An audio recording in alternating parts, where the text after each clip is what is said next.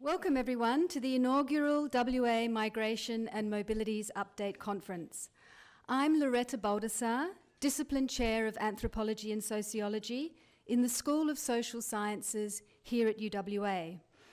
It's a real pleasure to welcome you to this event, which has been organised by the Mobilities and Belonging Research Network here at UWA. But we've also had tremendous support from all of the major government departments, as well as a number of community associations that deal with migration-related issues in this state and beyond. If you are into tweeting, our hashtag is 2015 migration, so tweet away. I will say a bit more about the background and aims of this event in a moment, but first I'd like to introduce the traditional welcome to country. It must be said that to be welcomed is an especially pertinent and meaningful process in the context of migration. We have all been witnessing and experiencing dramatic scenes of welcome and unwelcome in the news and social media this week as the latest refugee crisis unfolds. These events have inspired both heartfelt compassion and debate across the globe, making this Migration Update Conference particularly timely. What a week to have a migration conference. The Aboriginal welcome to country is a ritual that works to bring the head and the heart together over Australia's own histories of welcome and unwelcome, and is an especially appropriate way to begin our event. It therefore gives me great pleasure to introduce two prominent Aboriginal and Noongar elders in the Perth metropolitan and country areas, Mr. and Mrs. Walter and Doolan Leisha Eats. Both have dedicated themselves to the service of their communities, working with families and young people, as well as writing histories and stories, winning awards and commendations for their important work. It's a real honour to have them with us this morning. Thank you.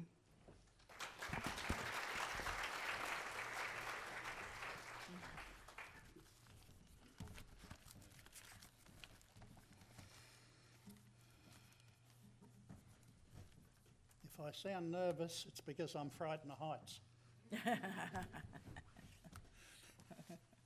Right. Thank you, Loretta. And I'd also like to thank the organisers and all you beautiful people out there, because without you this would not have been on. And this beautiful venue as well. I'll give it in Noongar language in 2 paragraphs. My husband will interpret in English. After the first paragraph, Wally would like to say something. And that's it. I'll say this. When a lot of people ask us why I don't give the welcome in the Noongar language, is because my mother is a Jaru from Halls Creek, Dad's from Busselton, which makes me an Aboriginal elder. Doolan Leisha, this is her country here, grandmother's country. She's the Noongar elder for the Whadjuk, Pibbleman woman, tribes, and that's why she does it in Noongar, I do it in English. Gorba bina yoga's moms, ngach Doolan Leisha hits, Whadjuk Pibbleman Noongar yoga bridia, Nicha Balea, Baladong Bukaja Buja, ngach Kudamat Walter, Ngalak Wanju, Bulab WA National Wam Danju. Good morning, ladies and gentlemen. I am Doolan Lee Sheets, a Whadjuk Pibbleman Noongar woman, elder from the areas of Perth and Balladong in the country. With my husband Walter, we welcome all to the WA National Migration Conference. A lot of people say to us sometimes, why do we have to have a welcome to country? And I'd like to give an illustration about that, because right under this here building is very, very sacred ground, and I'll tell you why. There was a group of over 30 students from all over Australia. One was my niece from Townsville, and they came over here to do their blocks on at Curtin University on health. And they were billeted at the Bayview Flats up here in front of Kings Park.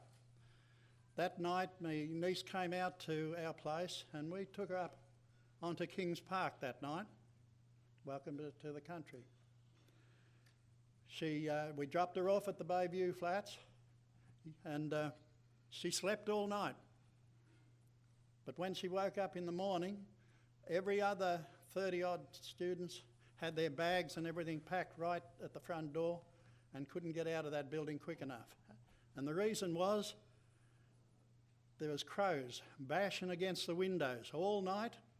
One woman from the Kimberley up there had 2 heart attacks, and they had to take her back up there to her country.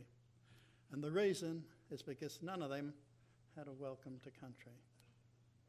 And this is so important because this country here, where we're here today, is so sacred. And I'm going to add this to the, the hospital, new hospital here. Fiona Stanley. Fiona Stanley has never had a welcome to country or a smoking ceremony, and one of our top elders was there to teach protocol on Aboriginal culture and that, and they didn't want him, and he went out of it. And they've been plagued with incidents ever since, and I believe it's because of that. Another little important thing is that as a youth and all that, I wanted to travel the world and meet every nationality I could and culture in the world. But I never had the funds or the money or the time to go. And you know what? I saved a lot of money because now the world's come to me. I just go down to the shopping centre and I can see every nationality of that world right here. Our Aboriginal identity is the Australian identity. You can't have one without the other. We belong together. Our hearts and our spirits are in our land because it is our Mother Earth. Gaia, Ngalak Bidias, Ngala Budja, Ngala Jurup, Yunok Bula, Gorban Yunok Danju, Ngala Maman, Yanganan, Ngalak Bula, Nicha, Yaya, Wajak, Yunga Budja, Yang Yunok. So as custodian elders of our land, we wish you all the best for your conference. Now may our God bless us all here today on Wajak Noongar land, and thank you.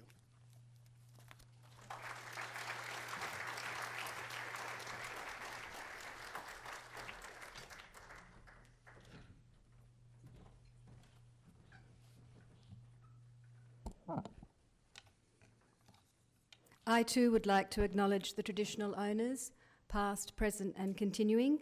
Thank you, Walter and Doolan Leisha, for your welcome to country today. As has been said, migrants the world over know the importance of being and feeling welcomed, to developing a sense of belonging. And this is a theme that runs through all our panels today, which brings me to some other formal welcomes for this morning. I'd particularly like to acknowledge the Honourable Dr. Mike Nahan, MLA, Minister for Citizenship and Multicultural Interests, Ms. Chloe Bird, Assistant Secretary, Economic Policy Branch, Immigration and Citizenship Policy Division, Department of Immigration and Border Protection, who has travelled from Canberra to be with us today to represent the Assistant Minister for Immigration and Border Protection, Senator the Honourable Michaela Cash.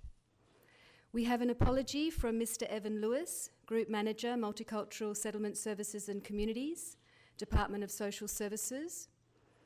And we also have 2 splendid keynote speakers from Melbourne, Professor Leslie Ann Hawthorne from the University of Melbourne, who will be the keynote for our first panel, which discusses and focuses on policy issues around migration and the economy. And also Professor Andrew Marcus from Monash University, who is the keynote for our second panel, which focuses on migration and social cohesion. And I'm sure you will all agree that strong community and good governance are critically important to successful migration programs, and especially the settlement of migrants themselves. We've organised the event with a mix of speakers designed to help build and strengthen links between universities, government, the non-government and community sectors in this arena. There are, of course, many and varied views and perspectives on such a challenging topic as migration. Particularly emotive this week, this topic has become. So we have designed the panels to encourage keynote, panel and audience discussion to facilitate, we hope, rigorous dialogue and exchange that will improve research, policy and service delivery. Our long-term goal is to ensure that public debate on migration and settlement is informed by high-quality research. And we hope that the UWA Mobilities and Belonging Research Network will play an important role in achieving this goal. To this end, our third panel today features a number of the researchers who are members of this network. The network was established in 2013, so it's relatively new, and it brings together staff, postgraduates and students from across UWA who undertake research on various issues related to migration. Some of this work has a specific WA focus, and other is more internationally oriented with a view to examining global trends and their impact on us here in WA. It's also important to mention that today's event is modelled on the very successful annual conference hosted by the University of Adelaide and the Dunstan Foundation, initiated in 2010 by Professor Graham Hugo. Professor Hugo was considered one of Australia's leading migration demographers. Tragically, he passed away unexpectedly in January this year, and our program this afternoon includes a tribute to him. Of course, we would have invited him to speak at this conference. Interestingly, after setting the date for our event earlier this year, we discovered that the South Australian Update Conference is being held today as well. So both events are paying homage to Graham on the same day, and I can't help thinking that Graham had something to do with arranging this because he had an enormous commitment to public engagement.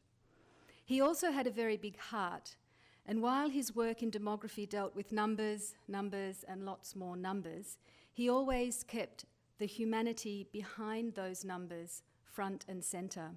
So he's a great role model for our event today to combine academic rigour with humanistic engagement. In future years, we plan to showcase and engage our colleagues from other WA universities, and I'd like to acknowledge a number who are here today.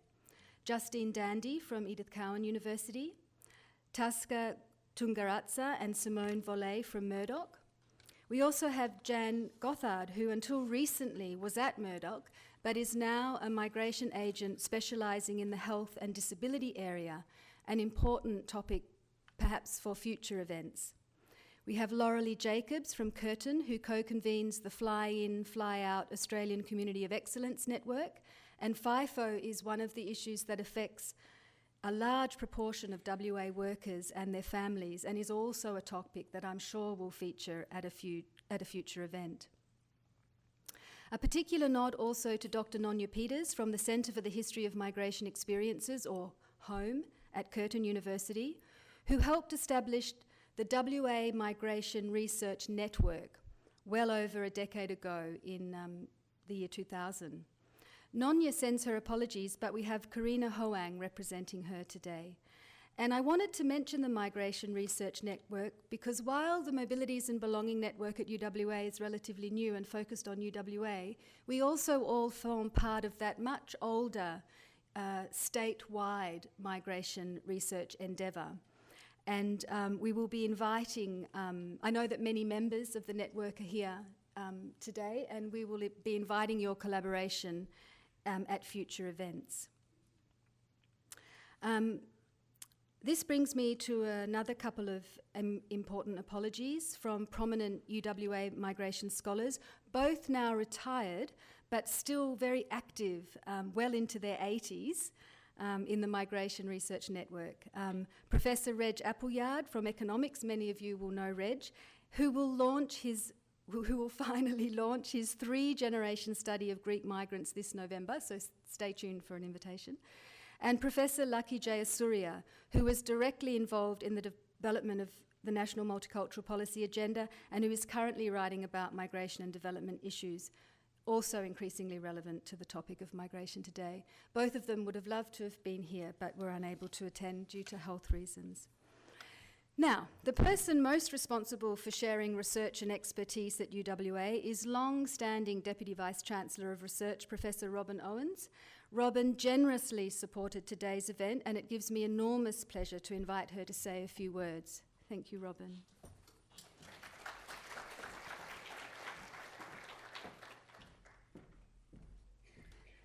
Thank you very much, Loretta.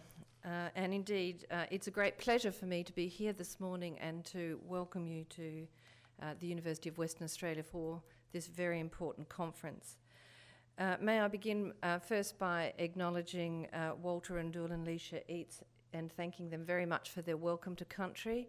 I'm so pleased now that we have been welcomed to their country, and clearly the conference will run smoothly without any hitches, so thank you very much. I'd also like to acknowledge the Honourable Mike Nahan, our Minister for Citizenship and Multicultural Interests, and Ms Chloe Bird. UWA is very, very pleased to be having this conference this week because, as you will notice from the top little logo there, it is UWA Research Week. And this is now the second year in the row that UWA Research Week has included a migration conference as a key event within that week. If you are tweeting and you are using the hashtag 2015 migration, I would invite you to also use #UWA Research Week, because this event will be followed by people all over the campus who are following many, many events. We've had lots of wonderful talks, we've had lots of special events, including the naming of our science library as the Barry J. Marshall Library yesterday, which was a terrific event, and lots more to come for the rest of the week. And it's such a pleasure to have this particular conference as a highlight in the events. You might also notice that the logo around UWA Research Week seems to be a bunch of bees. That's because it's highlighting a particular topic, but how appropriate for migration as well, because don't bees buzz around and move all over the place and yet keep such social cohesion as they're doing it? Migration is such a dramatic and critical issue for Australia, indeed has been throughout its history. And for the globe, and in particular, as Loretta mentioned, particularly in Europe at the moment. So very, very topical, always in the news. And we need so much research in this area and so much collaboration, not only between academics, but also with government agencies and with the community in general. My background is not the humanities, much as I love the humanities and did indeed study some humanities subjects along the way, but rather mathematics. And so it seems to me perfectly logical that whenever there is any inequality, movement occurs. It's a fundamental law of nature that water flows downhill. And so it just seems to me inevitable that migration is so important nowadays because there's so much inequality around. And I'm sure these things will come up in your discussions. I've said this already many times, but let me re-emphasise how keen we are to support our Migration and Mobilities group here at the university. It fits very centrally into one of our key priority areas in research, and I've been very pleased that we have had researchers not just in one academic department in the arts faculty, but researchers from across the whole university come together to work on this important topic. It's very important for us in the university to try and build critical mass around our research areas of expertise, to align that critical mass with issues that are of importance for the globe, but where we feel that we have some strategic advantages as well. And and Loretta can be assured that this particular group will continue to receive my support, and I do hope that they'll carry on organising conferences to coincide with our Research Week. With that, I'd like to particularly thank Loretta Baldassar, Farida Fosda and Danella Kasparez for all the work that they have done in organising this conference and for keeping me informed with what's going on. They've been absolutely terrific to work with. We're very proud of the research that's done at the university, and I'm sure you'll see a lot of it highlighted. We work across all the broad areas of research. You'll certainly see a lot of science and technology, a lot of medicine, etc. But there is a vast amount of very high quality work in social policy and community, and this conference is an excellent example of that. And increasingly across universities all over, we're seeing the call for humanities and social science to work with our scientists and technologies to make their results meaningful for us, because after all, that's why we're doing all our research, to make the world a better place. So we're very keen to support this as an annual event. I'm very pleased to welcome you to the campus. It is a beautiful campus. I know the conference will be very, very interesting, but I do encourage you to sneak out occasionally, to walk around, to get some fresh air and to enjoy this beautiful, beautiful site. And you know how lucky we are to have been welcomed to it so beautifully today. So all the best for your conference. I look forward to hearing about its success later on. Thank you very much.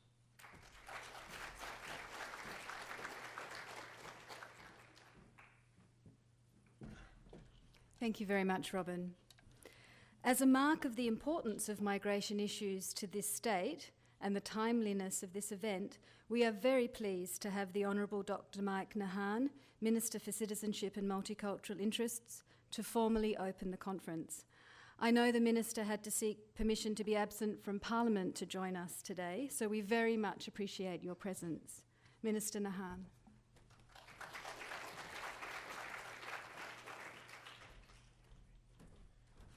Thanks. It's a real pleasure to be here today, and it was a real pleasure to get out of Parliament today. It's like getting out of jail card playing Monopoly. And I'd like to thank Walter and Eliza for their comments or their welcome to country. And Walter, I will get in touch with my colleague Kim Hames immediately after this and tell him to have another welcome to country so we can actually have some peace and quiet at the hospital, at Fiona Stanley Hospital. It's a real pleasure to be here at this conference. It's a very important one. As you can tell by my voice, if you can get through the crockiness of it, I'm a migrant, strange country from the US, but nonetheless, and married to a migrant. She's from Malaysia, so know it personally. And as the Minister for Multicultural Interest and Citizenship, it's one issue I deal with on a daily basis. We have in Australia been a migrant country, well, since white settlement, and increasingly from a diversity of backgrounds. And in the 50s, we went through a huge plethora of population migrants, mainly from Eastern Europe, Europe generally, and changed this nation and this state forever and for the better. Over the last 10 years, we've also seen a more significant change in different ways and different textures, and more thoroughly in many ways, in that we've had a 30% increase in our population in this state, mainly because of the China boom. We needed people to get the mines and oil and gas built and all sorts of other infrastructure. And for some reasons, our brothers and sisters in the eastern states didn't want to go here unless they had a ticket home every week, that is FIFO. We've had very little net migration from interstate. Indeed, at the peak of the boom, I think it was 11 and 12, when we had over 80,000 people net migrate to Western Australia, only about 6,000 net came from interstate. We had, luckily, had a bit of a mini baby boom going on at that time. They haven't yet come to work yet, and judging from my son, they never will. But nonetheless, we had most of our migrants were from overseas, from the traditional countries of Britain, of course, and more recently South Africa, but more importantly from a plethora of different new country sources and old country sources. Our largest two sources of migrants in recent times have been China and India, but huge growth in Filipino. and also a range of other countries. In my electorate in Riverton, I have two very large high schools, combined 5,000 children. 50 to 60% of the children are from migrant families from everywhere in the world, 60 to 70 different nationalities involved. Great. And getting along very well. And so so we had a huge explosion in population, huge increase in migrants, and huge increase in diversity. Interestingly, the South Asians come from everywhere. They're originally perhaps from India, Pakistan, or Bangladesh, or maybe Sri Lanka. But they come from Africa, Canada, UK, Singapore, Malaysia, or Hong Kong or Fiji. So it's part of another aspect of that. We're getting linked into some of the powerful diasporas of India, Philippines, of Chinese, which are very important communication mechanisms and whatnot. And also, we are changed the nature of immigrations, or migrants have changed fundamentally since about '96, when John Howard rejigged and expanded immigration significantly. He rejigged it to focus primarily on skilled, and also opened up backpackers and student visa people were allowed to stay. That led to huge growth in migrants, over 200 net a year at sometimes, and also changed the texture and tenure of migrants. Migrants now, overwhelmingly, are skilled, highly educated, have higher income than the average, and often have higher levels of employment and wages than the norm. When you talk to most people in Australia, they think of migrants, they think of refugees. Now, refugees are a major important focus because of the assistance they need. But the reality of migrants in recent times to Australia are skilled, employed, and aspirational upward mobile. And I don't think the community and the research has twigged on that. It's apparent to people like me. Indeed, it's a focus. I'm a politician. I go by numbers, the number of people, and my issues are largely with skilled people. And though that might change with the Syrians, but it will be a minor change, given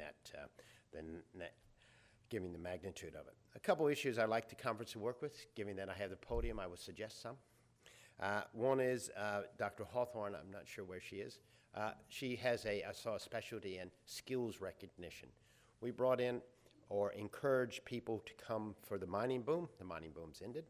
They came in on a whole raft of different visas. And now the projects for which they came are probably finished.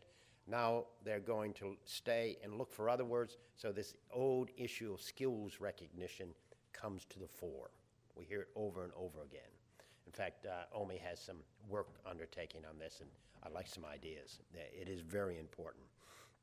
Of course, if they come from Ireland and England, it's not an issue, but from other countries, it is. Just when I mentioned Ireland, an interesting phenomenon we've also had in Western Australia is that the older migrant countries, Spain, Greece, Italy, Ireland, also this time generated a large number of new migrants. And most of them were highly educated. A lot of them were economic. Things are tough back in their home country.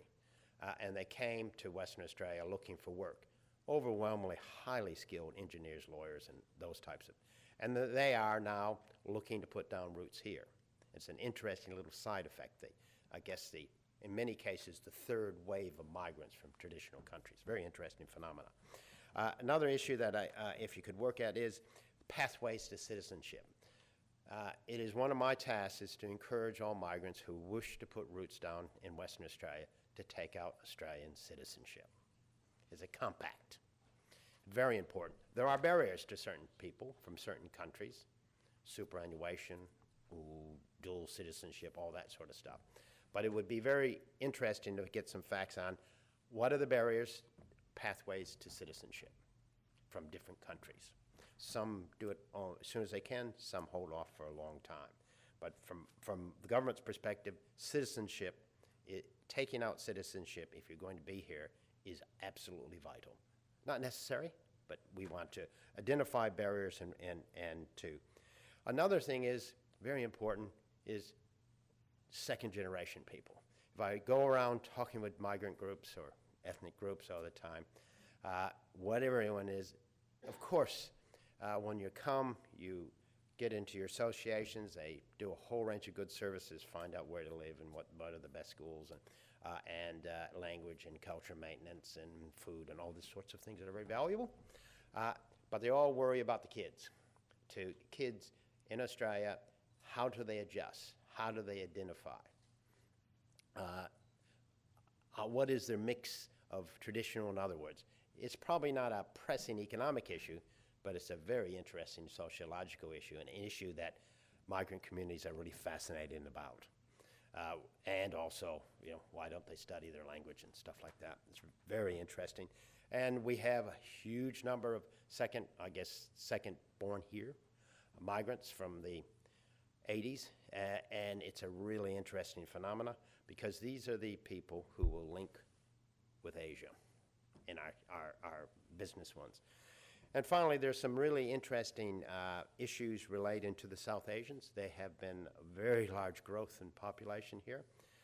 And the interesting is where they come from in relation with the diaspora. The Chinese diaspora, we understand, is well developed here. It's been here for a long time, particularly the Straits Chinese or overseas Chinese, very well developed.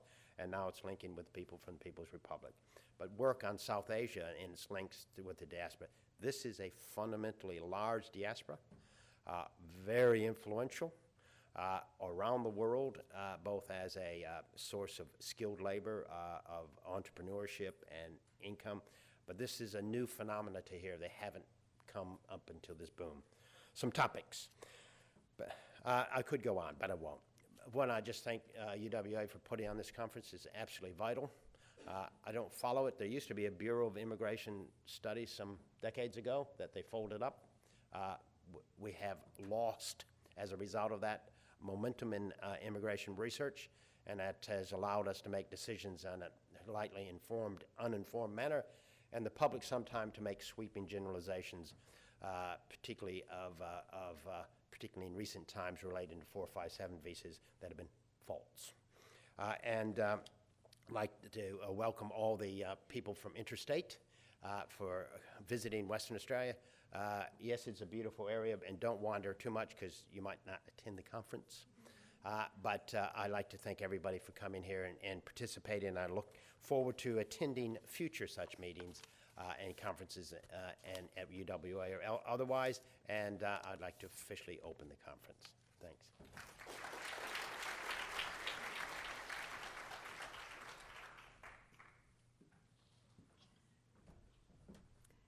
Thank you very much, Minister, and you'll be pleased to know that all, I think, of the key topics on your list are very much part of the program today. Maybe I'd add also ageing. So I'd encourage you to extend your get out of jail free card and stay for the whole day and hear what we have in store, if you can. I'd also know that everyone in the room would welcome the return of the Bureau. So if you have any power in that area, that would be a great addition. That was a world-leading agenda, and I know both our keynote speakers participated in that. Okay, so that brings me to our next guest, and once again underscoring the significance of migration research and particularly engagement between the academy and government departments. And that's what is a feature of today's event and the design of this event in future years. And we're very privileged to have Ms. Chloe Bird, the Assistant Secretary, Economic Policy Branch, Immigration and Citizenship Policy Division, Department of Immigration and Border Protection, representing the Minister of Immigration and Border Protection, Senator the Honourable Michaela Cash. And having government departments present is just essential to the kinds of aims that we hope to achieve in improving the dialogue between these sectors. So welcome, Chloe.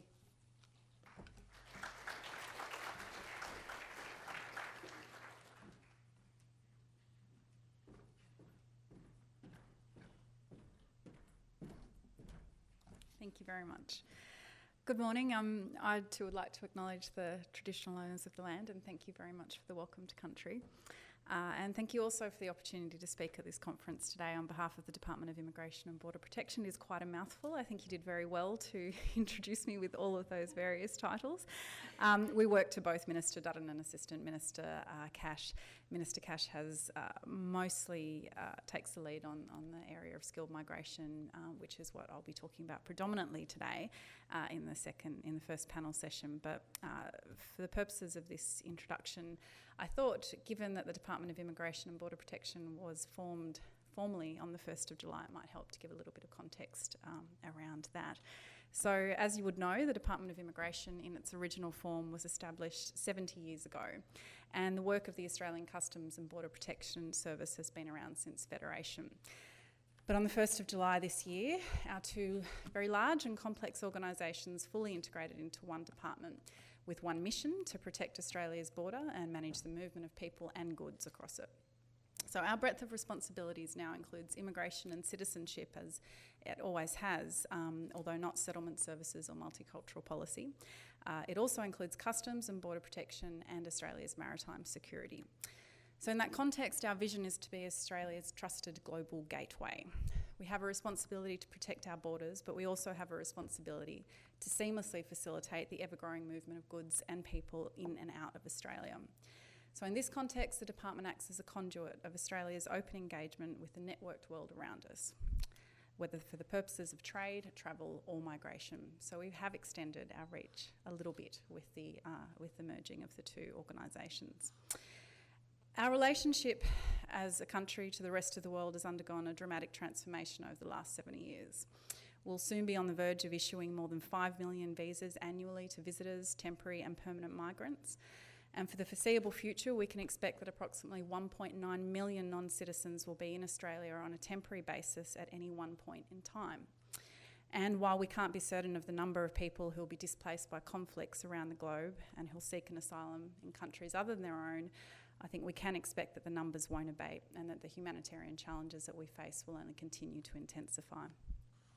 So while the integration of customs and immigration emphasises the importance of border protection, immigration remains a vital public administration and public concern, of policy concern for us. The department's migration program, however, needs to be responsive to the cut and thrust of a global economy. And as this audience would appreciate, the global migration order is shifting from mainly one-way flows based on traditional political and cultural linkages to much more complex multi-directional flows involving most countries in the world. Australia, which as we all know is an established immigration country, is increasingly not only a site of immigration or short-term visits, but also a destination country for a range of temporary migrants, an origin country for emigration, and a country which experiences one of the highest rates of internal mobility in the world. So in the short to medium term, our strategic environment as a department is likely to be one in which more countries will be competing for the skilled and the best and the brightest migrants. While the pool of the skilled and the best and the brightest is likely to expand, large growth regional economies such as China and India, which you mentioned earlier, are likely to switch from being emigration to destination countries.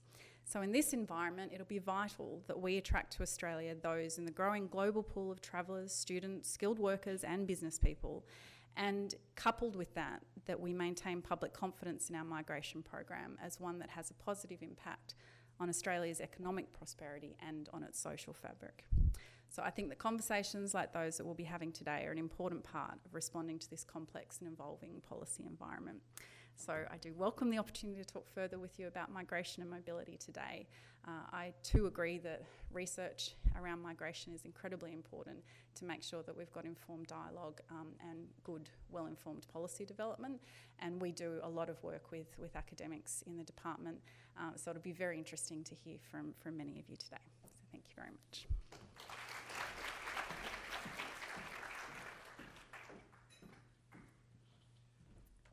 Thank you very much, Chloe, and they are really huge changes that have taken place in the government sector around migration. Before we start the first panel, which hones in on many of the points raised actually by all of the speakers, I'd like to first acknowledge the generous support of our very important members of this year's conference steering committee. And there are so many of them that I thought it was easiest just to put them all up on this slide. You will notice, though, the mix of key stakeholder interests, federal, state and community. Of course, there are many more, particularly community associations, and we hope to collaborate with and showcase others in our future events. I'd also like to acknowledge the main coordinators for today's event, and Robert mentioned them, my colleagues Donella Caspers and Frida Foster. Can you smile and wave, guys? Where are you? There's Donella up the back there. Frida's missing in action. We three are sharing the chairing of the sessions and panels, and I will soon hand over to Donella from the UWA Business School, a key Mobilities and Belonging Network scholar who will be chairing the next panel.